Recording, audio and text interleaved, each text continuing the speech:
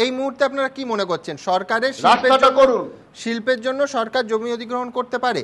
আপনারা এখন কি মনে করছেন এই মুহূর্তে, আজকেই 2012-তে দাঁড়িয়ে আপনাদের জমি নীতিটা কি? এর কোনো অল্টারনেটিভ নেই, আপনি শুনে রেখে দিন, কোনো অল্টারনেটিভ নেই এর। এরকম ইম্পর্টেন্ট ইন্ডাস্ট্রি যদি হয়, ফর এক্সাম্পল টাটার যদি একটা স্টিল প্ল্যান্টের এক্সটেনশন করে, আপনি জিন্দাল যদি 30,000 কোটি টাকা খরচা করে স্টিল প্ল্যান্ট করে, আপনি সেখানে ফেসিলিটেটর হবেন না?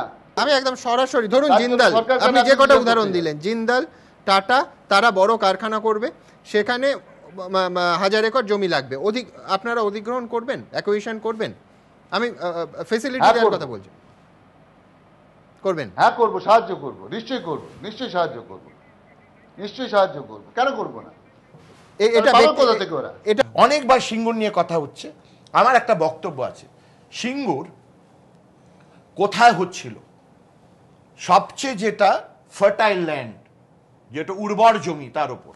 এখন রিকার্ডিয়ান থিওরিতে দেখতে গেলে সব জিনিসের ভ্যালু কিন্তু আরম্ভ হয় স্ক্যাসিটি ভ্যালু থেকে, যেটা আরো বেশি স্ক্যাস তার দামের উপর, বা ইকোনমিক রেন্টের উপর।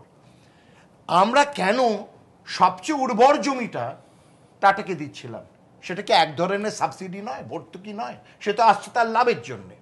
যদি আমি মনে করি এটা রাষ্ট্রের স্বার্থে, তাহলে উনি যেটা বলছিলেন গৌতমবাবু, যদি ইলেকট্রিক একটা পাওয়ার সেক্টর হতো তাহলে আমি ভাবতেও পারতাম।